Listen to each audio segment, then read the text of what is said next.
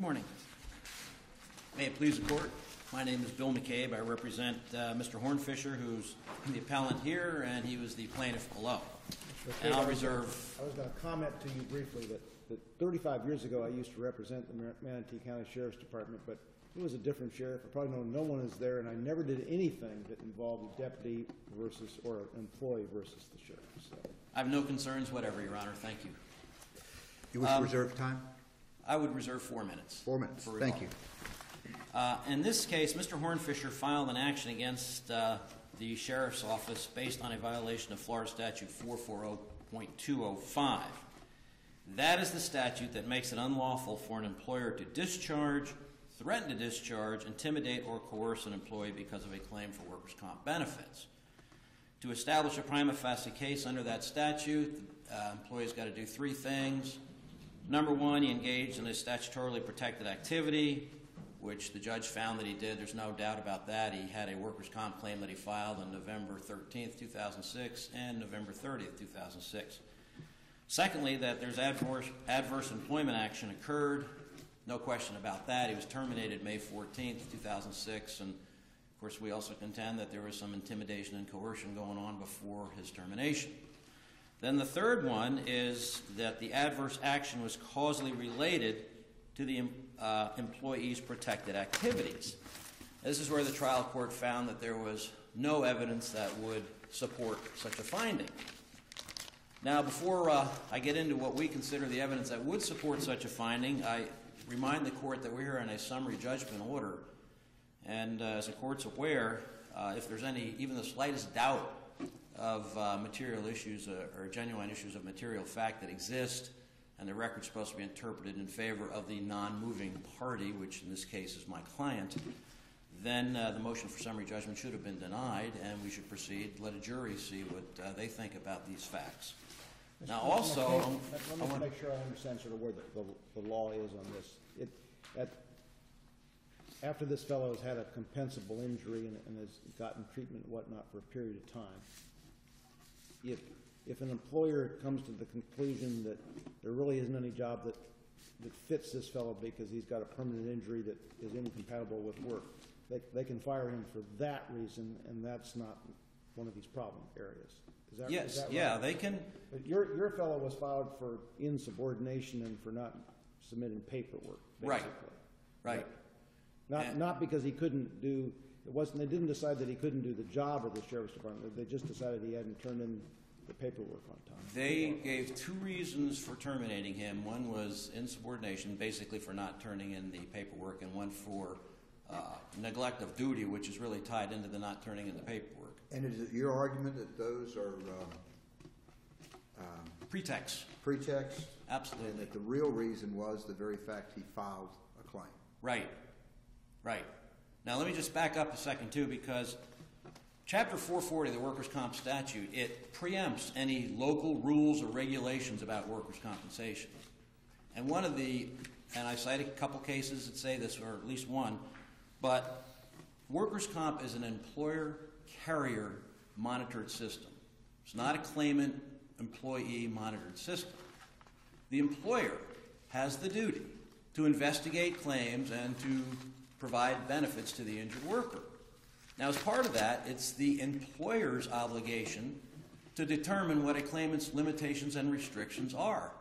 And there's a specific statute, it's 440.13-04C, that requires an authorized treating physician, upon the request of the employer, the carrier, or either of their attorneys, to provide medical information to them about the claimant and to discuss the claimant's injuries with them.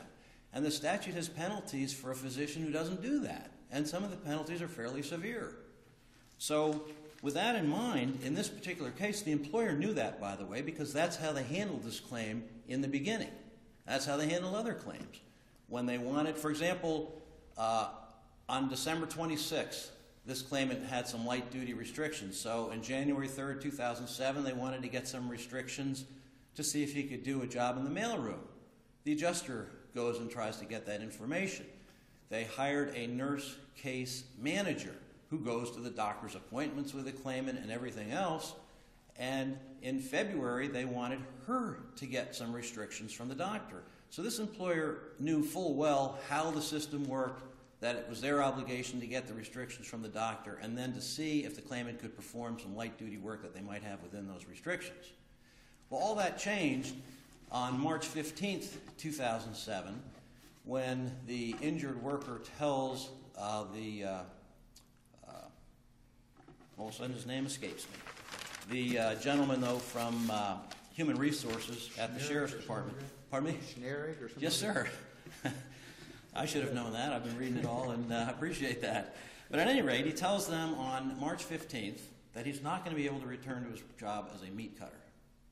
So at that point, they impose upon him the obligation to go to the doctor.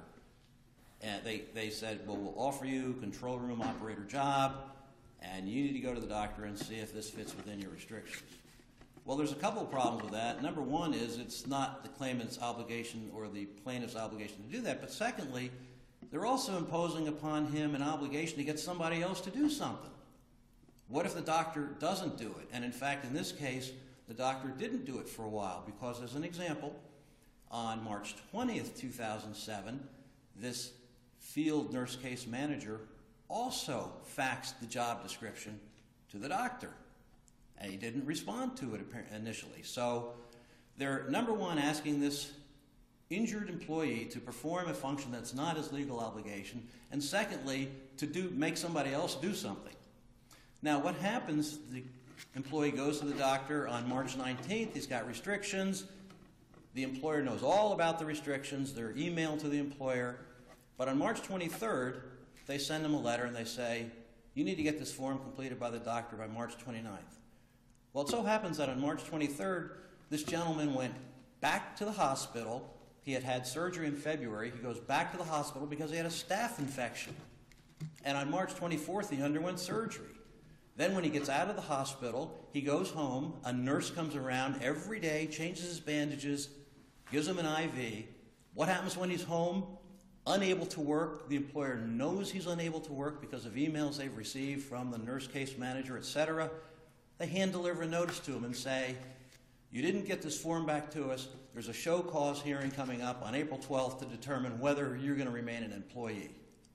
Now, that hearing was changed to April 23rd. He goes to it. They say, well, we're going to give you 7 more days to get this information. Well, he goes to the doctor again on April 26th. They get the information. He went with this nurse case manager again. Says he can do this control room operator job, so he goes on April the 28th. But he tells the supervisor he takes medication. Send him home. Can't work if you're on medication. Because it's actually, he's taking like Oxycontin or something like that. Yeah, he said he was taking, well, actually he said he was taking a Diludude or something, which is a morphine-based medication, apparently. Now, the employer knew this before, by the way. Does the record show why he was taking those medications? Yes, as a matter of fact, moving forward, eventually this doctor fills out another form on May 8th, and it states that he is taking this medication and it can affect his performance of the job duties. So it's a medication that the doctor's prescribing. Now, help me factually. The initial workman's comp claim was a stab wound to the abdomen. Yes, sir. That wasn't what precluded him from being able to do the butchering or the meat cutter work or the control or required the medication that prohibited him from doing the control room work. That was a subsequent claim that was involved his hand. Is that right? Yes, which is a repetitive trauma claim is what it amounts to. So there was a second workman's comp claim. Yes, sir. There were 2 related to his hand. Yes, sir. And based on that one, the doctor said he's no longer eligible to do meat cutter work because he can't hold the knife and can't do things. And then because the surgery and all required that he take that. Was that those medications as a result of the surgery for the staph infection, or was that going to be a permanent taking of the medication, or does the record tell us that? The record doesn't tell us that. What the record does tell us is that on May 8th, there's an email that says the doctor prescribed this Diludude 40 tablets on April 4th. The record shows that on May 8th, when they got this form for control room operator filled out by the doctor, it stated in there was a question, does he take medication that can affect his ability to do the work? And he checked yes. That's what the doctor checked. Did the doctor indicate that he shouldn't be working at all for a period of time?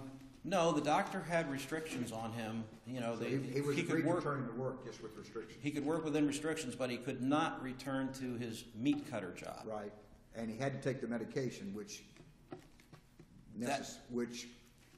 impacted the control room job. Yes. So on May the 3rd, they sent him another letter, again, giving him till May 11th to provide this form from the doctor and telling him that if he doesn't do it by May 11th, again, could affect his job. Now, at the same time, I might add, the nurse case manager is trying to get information from the doctor and everything else, too, so they're still using the correct format that they should be using in a workers' compensation case, but they're continuing to impose upon this injured worker the obligation to get this form from the doctor, which isn't his legal obligation. And when in this scenario did he hire a lawyer? Well, after the show cause hearing, he hired an attorney. And he hires the attorney on April 26th. Incidentally, the attorney writes a letter to the employer and says, can you send me the form so I can make sure the doctor fills it out? And they didn't send him the form. They didn't respond to him. So, you know, that's a nice little tidbit there. Also, the attorney asked for the one-time change of physician. They didn't want to use Dr. Sforzo anymore. They wanted a one-time change. What the workers' comp law allows you, a one-time change of physician. So while this injured worker is trying to get this form filled out from the doctor, it's during a period of time, too, where the claimant's asking for a change of physician. So that makes things difficult. But be that as it may, he nevertheless gets the form to the doctor. The doctor faxes the form to Mr. Hornfisher, who faxes it to his attorney around May 8th, which is when the form was filled out, and asks his attorney to send it to the employer. His attorney faxes it to the adjuster on May the 10th. Well, so, of course, Mr. Hornfisher's thinking everything's fine. May 14th, which is a Monday, May 11th was a Friday, that was his deadline. May 14th, he gets a letter saying you're terminated. And then they send him another thing, May 15th, so he can have another hearing, but he had already been terminated on May 14th. So we submit that, these at least raise genuine issues of material fact that a jury should hear. Does the record reflect if and how the workers' comp claim was resolved before summary judgment? The workers' comp claim, I believe, was resolved before the summary judgment, but it doesn't say how. And I'm not saying that they weren't paying him his workers' comp benefits properly, because there's nothing in the record that indicates they weren't. Does the resolution of the work comp claim, one way or the other, have any relevance to this lawsuit, I guess? I don't think so. I mean, because the issue is not whether they properly provided workers' compensation benefits to this injured worker. The issue is whether he was intimidated, coerced, and terminated because of his pursuit of workers' compensation benefits. And there's more than one way to prove that, by the way. One way is by circumstantial evidence, which is what I'm trying to bring out here. I mean, it seems like they just were really, A, requiring him to do a function that wasn't his, B, holding him responsible for not getting the form to the doctor when he says he delivered it to the doctor, when he's tied up in bed because of surgery on his elbow, that kind of thing. And when he does what he thinks he's doing and has his attorney fax it to them. So we think that's some circumstantial evidence right there. Now, another way that you can establish a causal relationship is by the temporalness or the proximity of the termination or the intimidation or coercion versus the exercise of the right. If let's say, hypothetically, they hadn't terminated him for insubordination, but the doctor's report came and said, he can't do either one of the jobs you've got. And they then have to say, well, you can't work for us because we don't have work you can do according to the doctor's restriction. Would that have impacted the workman's comp claim? Would it have impacted the workers' comp claim? Mm-hmm. Yeah, probably, because, I mean, and an employer has a right to terminate. Okay, but if they terminate for insubordination, is there a difference between what's going to happen with that workers' comp claim if he's terminated because they don't have a job for him versus it's terminated for cause? Yes, there can be, because if you're terminated for cause, they can determine that it's a voluntary limitation of income, and therefore you're not eligible for your temporary total or temporary partial disability benefits. In this case, it looks like it's sort of building towards a permanent partial or maybe even a permanent total. How does that impact on these decisions from your perspective? That gets back actually to, it seems like the employer it doesn't seem. They started imposing this obligation on him to get the doctor to fill out this form on March 15th, which is the day that he told Mr. Schneering that he could no longer work as a meat cutter.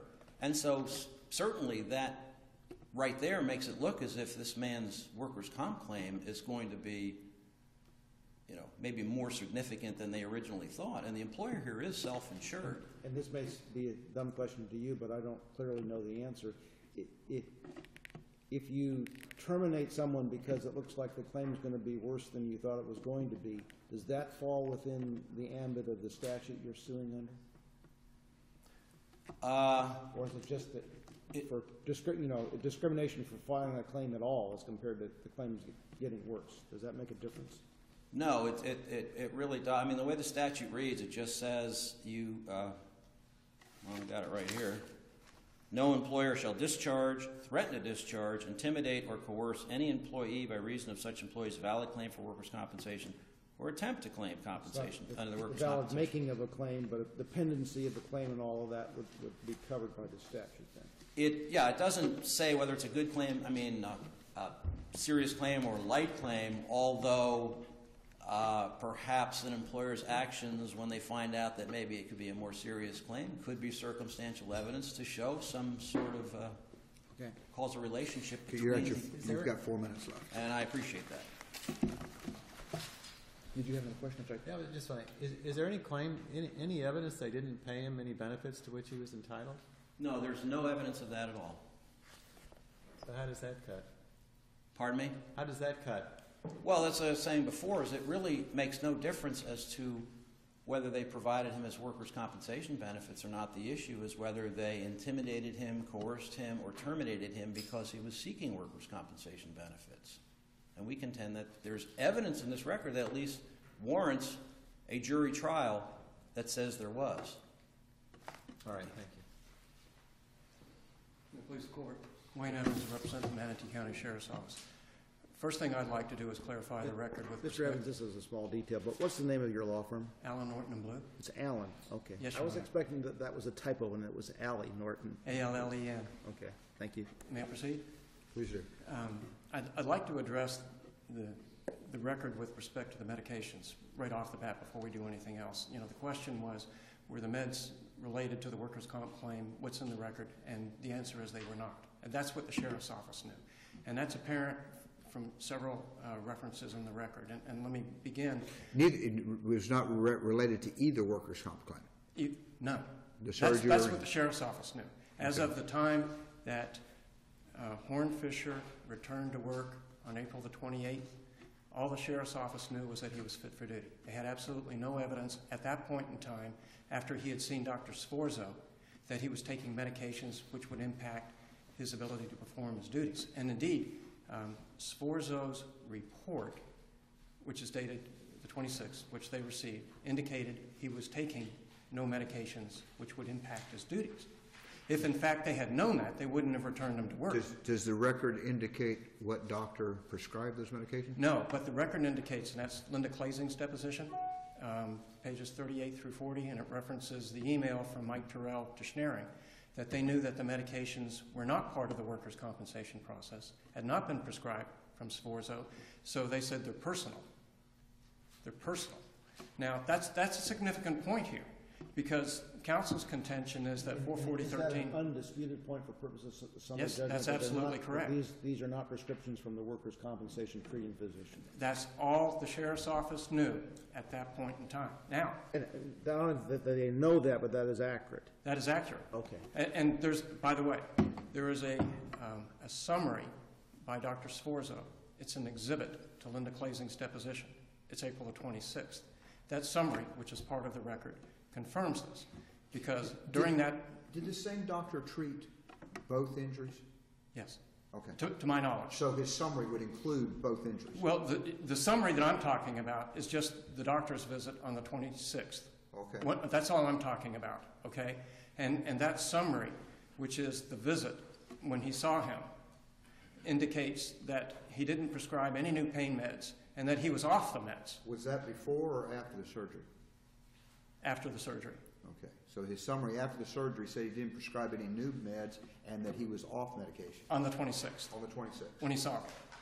Okay? So my point's this. He was cleared to return to work. The sheriff's office needed the doctor to tell them whether he could return to work. There's nothing negative about that. That's to get him back to work. If they were going to be negative, they would have said, you don't have a job here. But their procedure is, we need you to go to your physician and tell us. Was that the final word from the doctor? He doesn't have to No. take medication? No. The doctor's position changed. It did. It did. Yeah, about a week later. Before he was terminated, the doctor then came back and said he's got to take these medications. Yeah, but we never had that report. That's the problem. He never got that report. He never provided. Did the adjuster get that report? Yes, but that's not us, Okay. and I The need to adjuster clarify got the that. report. Did the county get the report? Yes, but The that's. county got the report, but you didn't get the report. We did not get the report. Okay. That's the undisputed record That's the as well. undisputed, and it was his responsibility, Yes. not the employer to monitor, but it was his responsibility to get that to you. Linda Claising He gets said it to that. the adjuster, and he gets it to the county, but he doesn't get it to you, so therefore that's That's true. true. That is absolutely. Linda Claising said that, and may I clarify? May I speak to that? Because it's very important for this case now. Because, you know, the appellant represents that sheriff's office is self-insured. That's not the case. The county had a pool for workers' comp. The sheriff's office was one of those agencies that participated in it. All the sheriff's office did was take a notice of injury. They would forward it to the county attorney's office, and the county attorney's office would send it to Unisource, the third-party adjuster, where the workers' comp claim would be worked. After that, the sheriff's office would monitor it, but they weren't involved with the processing of the claim. That's important here, because you can't say that the sheriff's office and the county are the So the same. person that you had delegated the monitoring responsibility did know? Did know what? Did know that he was taking the medication before you terminated? No, I'm not. Well, you said Unisource knew. The nurse case manager was with him. Yes. So the sheriff's department delegates the monitoring requirement to Unisource. No, the sheriff's office doesn't delegate anything. The sheriff's Okay, office. well, tell me then. Okay. Who is the employer? The employer is Sheriff Brad Stubbe. And who has the duty to monitor the claim? Does the statute, I need to understand does the statute say the employer? When you say monitor, what do you mean by monitor? Find out if there are any limitations. On what? On limitations on working or limitations on getting Limitations that? on working. Okay, sheriff's office. The sheriff's office has that duty under the statute as the employer. What are you saying? May I ask? Okay. Okay. When you're saying statute, what statute are you The referring statute he was talking about, you don't believe the statute says that? No. The statute doesn't say that? No, it does not. Okay. It does not. The statute, 441.3, says there is a duty on the part of the medical provider to provide reports and information upon request in the workers' compensation proceedings. Now, if I can make my point, because I think this is critical to the disposition of the case, this was a personnel issue. It was not part of the workers' compensation proceedings when Brian Schnaring told Mr. Hornfisher, we need you to take your job report, your description, to your physician and have him tell us whether the narcotics are impacting your ability to perform those duties. That goes back to what I said before. At that point in time, all they know is that these meds are not related to the workers' comp. Well, it couldn't have been part and parcel of I'm it. confused now. Okay. Where was he getting the narcotics? I don't know. We don't know. All we know is that it was not related to the workers' comp as of April the 28th. So, are these street drugs that he's getting and taking, or are they prescribed by some physician? May have been prescribed by another physician. Let's go back to what you said. That you qualified that. Okay. You said as of the April 26th report. Right. That's what you knew. That's correct. There were certain information generated after April 26th by which the doctor acknowledged that the man needed to take the medications and that would impact his ability to work. We did not know that. I didn't ask that. Okay. I said the record shows there was that information generated. Yes, that went to Unisource. And the problem is it went to your agent, the workman's comp, Unisource, right. whatever. Third party It went to them. Yes. And because it didn't go to you, you are without any blame as to, or there's no responsibility for you to know what they knew. And you don't really care what they knew. I think All you care is he didn't get the form back to you, so therefore that's an insubordination. Or communicate. Okay, so Okay, let me so- see if I can rephrase this a little bit. You're trying to take the position that the termination was done by the sheriff's department as strictly personnel decision, Exactly. and that information being provided to the carrier or whoever is managing the claim was, and whether he could be duty ready for work for carrier purposes was simply separate and distinct from the sheriff's work. That's right. That's why 441.3 doesn't apply. That's why so Gauthier doesn't apply. Let me work with that assumption for a little bit. Okay. Because it still troubles me a little bit that you're trying to get paperwork from him as a employer that is interrelated with the materials that's trying to be given to the carrier, from what I can see. Okay. Well, and can I work with that? Let me finish that out and then I'll I'm let you sorry. talk. Okay. Sure. So it looks to me from the record that there's at least a question of fact of whether he and his lawyer are trying in good faith to get you as the employer the information you need, and that there's sort of a misunderstanding, as there seems to be with our panel, about where information is supposed to go and where information flows. Okay. And if that's the case, then a termination for insubordination and for these reasons smells a little bit like maybe it could be a pretextual firing that could eventually benefit the department if they don't have to pay so much money into this workers' compensation fund. That's what's troubling me. Okay. First of all, there's no evidence that it would affect what the sheriff would pay into the fund. There's no evidence that it had any adverse impact on the sheriff's office and premiums, benefits, or anything to that effect. Did you establish affirmatively that it wouldn't? There's nothing in the record that shows that it would. No, That was, but my question is, you filed the summary judgment. yeah, it's Claising's You deposition. didn't prove that it wouldn't have an impact on the sheriff's. It's in Claising's deposition. If you read Linda Claising's deposition, she says there's a pool. Sheriff contributes, but there's nothing in terms of her If he testimony. ends up being a permanent total, it's no different than if he gets Right. 2 weeks. Makes no difference to the That's sheriff's what you office. proved to the trial judge. That's correct. There's nothing to She show said that, or she said it's a pool? it's a pool. And that Is it a difference than it's a pool? Then it's a pool and it is a set amount per employee regardless of what happens to them. it's a pool and that the sheriff contributes. Let me put it to you this way. There's nothing to show that there is any impact one way or the other depending upon. I guess what's troubling me is that depending on circumstances, maybe that was your burden and not their burden at summary judgment. Well, may I speak to our burden? Yes. Okay. Our burden was this, to show that there was no genuine issue of material fact with regard to the claim of retaliation. We know what the prima facie case is, and we know if there's a prima facie case, we establish a legitimate non-discriminatory reason. It's up to them to show pretext. And if I can do this very quickly, because I think we can get at why the trial court found that there was no prima facie case and that the plaintiff was woefully short of establishing pretext.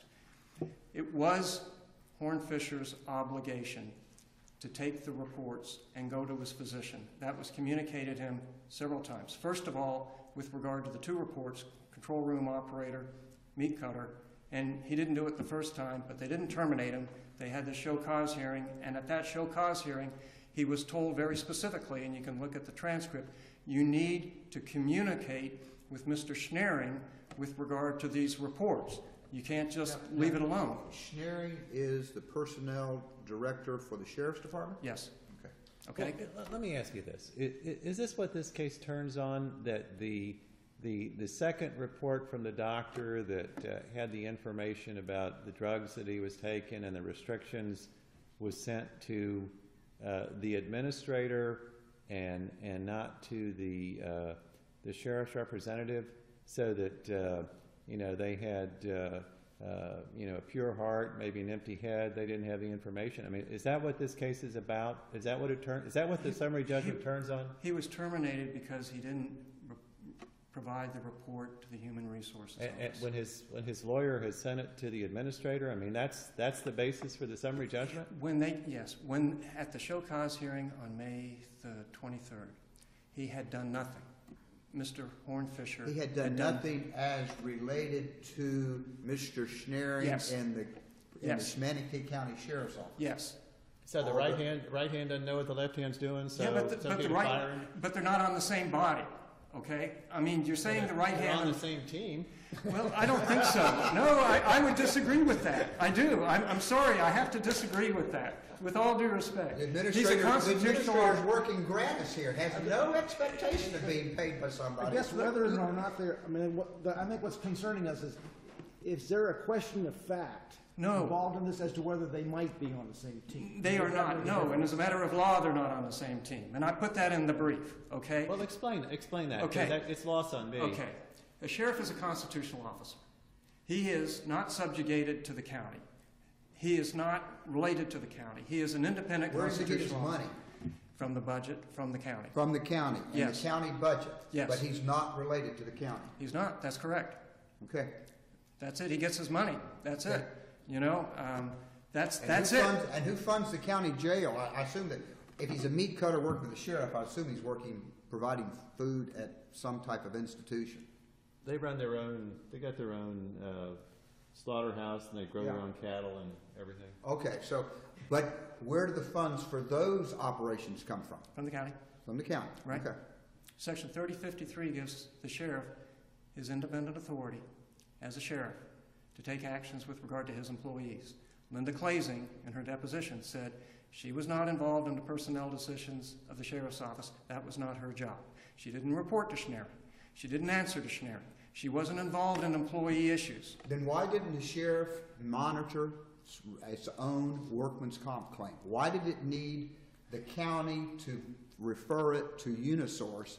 If all of this is within the sheriff's prerogative, why wasn't the sheriff handling its own work? I know it's in a pool, so it sounds to me like it's not sheriff, but you say it's all the sheriff, so why isn't the sheriff monitoring its own, doing its own, handling its own business, and telling the county and Unisource to get lost because they don't want anything to do with them because they're independent? They do to a point, but you're saying you're taking it somewhere else. They do to a point, and there was interaction between Lucy Munier, the workers' compensation coordinator, and Linda Claising with regard to his ability to work during the time that he was out. Now, if you're saying that it was incumbent upon the sheriff's office to go further and to check with Unisource... What I'm saying is if they have total control over employees, and if they are totally independent, just like the Ford company down the street is, then why don't they handle their own workman's comp claims just like the Ford company down the street does? Because the county was self-insured. But they have nothing to do with the county. But he just told me they had nothing to do with the county. But there's nothing that says that the sheriff has to handle it independently. The question is, do those people become agents of the sheriff for purposes of this statutory claim? My answer is no. Not for employee issues. What if he had a separate policy with Cigna and they provided that they were the carrier for the Manatee County Sheriff's Department? Would that be different? Okay, then the question is what action is being taken that would establish the agency relationship? If you're asking me, is there an agency relationship for the purposes of the personnel action, I'm going to say no. If you're asking me, is there an agency relationship with respect to workers' comp, then I'm going to say sure. Sure. And I guess, and here we have this sort of a hybrid situation where the claim is that he was terminated by the employer for something that benefits somebody in the workers' compensation situation. So the statute contemplates that there'll be a termination, which is being done by personnel in the sheriff's department Right. while he has a pending claim. That's just kind of confusing to us, I think. Well, Harasses said that the filing of a workers' compensation claim doesn't preclude an employer from taking employment action. Unless such it's as discipline. pretext. Unless it's pretext. And so that's the issue here. That's the issue. Is there any factual basis where this could be considered to be a pretext? And the answer to that is no. And if I may speak, okay, and let me go through the record very quickly, okay? He's sent home April the 28th, okay? There's a meeting on May the 1st with Schneering. Schneering says, here are the reports. Our policy is you need to take this to your physician, and you need to have your physician review it. Why is he going to physician? How did he get the physician? How did he get the How did he get to the physician? Who picked out the physician? workers' comp? Workers' comp. Right. It So wouldn't as matter. far as- so for this man, he knows he's got a workman's comp claim, and the workman's comp people have sent him to the doctor, and he knows he's got to get stuff from the doctor, and it's got to go back, Yeah, but not to the workman's comp. No. It's got to go back to the employer. that's correct. And I've lost track of Why, Let me ask you real quick. There are a couple of emails in there that show that at least two people on earth think that this is, if not a bogus claim, at least something that's a difficult workers' comp claim. Who are they employed by? Okay. There are county people that are unrelated to the sheriff's office. Okay, there is Linda Claising, there's Lori Madukas, Unisource, there's And is Donna there Berrigan. affirmative evidence in the record that the person who makes the employment decision at the sheriff's department on Friday or Monday has no communication whatsoever with any of these people About what? about this man?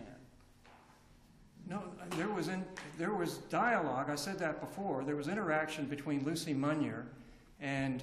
So if these people over here are telling the personnel person at the sheriff's department, you know, this problem claim, this guy's going to be trouble for us, blah, blah, blah. That didn't come. That did You're not. sick of this file. Yeah, but that did not come to the sheriff's office. That was among the county people and Unisource. That was affirmatively proven at summary judgment. Among the county people. Among the county. It was affirmatively proved that was never given to the sheriff's office. That's correct. There's no. There's no evidence that it was, but there's no evidence that it wasn't. Well, Okay, that's true. that's one of those factual issues. Sure. If there's a potential fact that the county people think this is a bogus claim and that this guy ought to be tossed out on his ear, and if it is a fact that it was transmitted to the sheriff's office, that may go to the claim. No. Okay. And you've got to prove that there was no way it could have been. Okay. If you'll look at that email, it's among the county and Unisource, not the sheriff's office. And it goes back to my point. The sheriff's office is making decisions with respect to personnel. The county's making decisions with respect to the claim. Can you give us some case law that would support your theory that the sheriff is this immaculate thing that's completely separate from the administrator? Yes. Demings versus Orange County Review Board that I Is cited. that in your brief? Yes. What's the name of it? Demings. Demings? Yes. It indicates that the sheriff is an independent constitutional officer and I'm an independent old from the sheriff's county. lawyer. I understand the constitutional separation between county and sheriff. Right. What I'm not so confident about is whether the man who's handling personnel for the sheriff isn't talking to the county people, and that there's not a little bit of, for lack of a better word, conspiracy going on at the time that this guy loses his job. Okay. There's no evidence of that. But did you affirmatively prove that the man who made the decision that there was a firewall, that he knew nothing about what was going on over here? I can tell you that there's no evidence to show that he did. But wouldn't you have to show that there wasn't in order to get a summary? No, I have to show that there's no genuine issue of material fact with respect to legitimate non-discriminatory reason and pretext, and I did that. Because May 1st is the meeting between Schneering and Hornfisher, where he tells them what he's supposed to do. May 3rd, he follows it up with a letter. May 15th is the letter from Stubbe saying, you haven't done what you're supposed to do. We're going to have a hearing for you later. He never gets back with Schneering and Human Resources and says, look, I've got the reports that was sent. He never did what he was supposed to do. You're 20 minutes is up. That's been very... Request that the court confirm the summary judgment. Thank you very much. Thank you. Just briefly on a couple things. On May 1st, 2007, there was an email from Linda Claising Now it says Manatee County Attorney's Office, but she's the lady who oversees the workers' comp claims for the Sheriff's Department.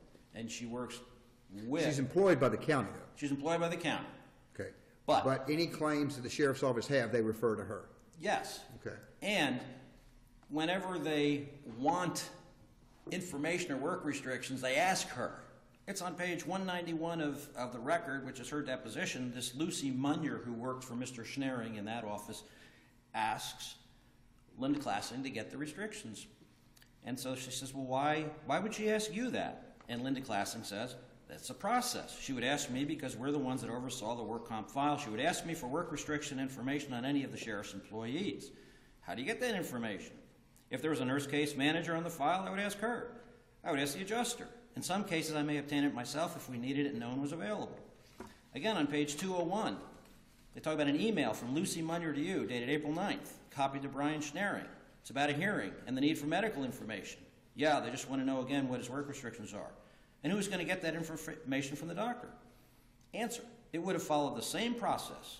Normally, it would have either been the nurse case manager, the adjuster, or myself, whichever could do it more quickly. It just depends on the workload. Now, as far as the medicine is concerned, Linda Classing, the lady whose deposition I just read from, sent an email to the attorney, to the adjuster, on May 1st about the prescriptions. It says, Dr. Sforzo only wrote 2 prescriptions for Daludid, one on 3/29 fill date and one on 4/5. The 3/29 prescription was for 60 2 mg pills, and the one on 4/5 was for 40 4 mg pills.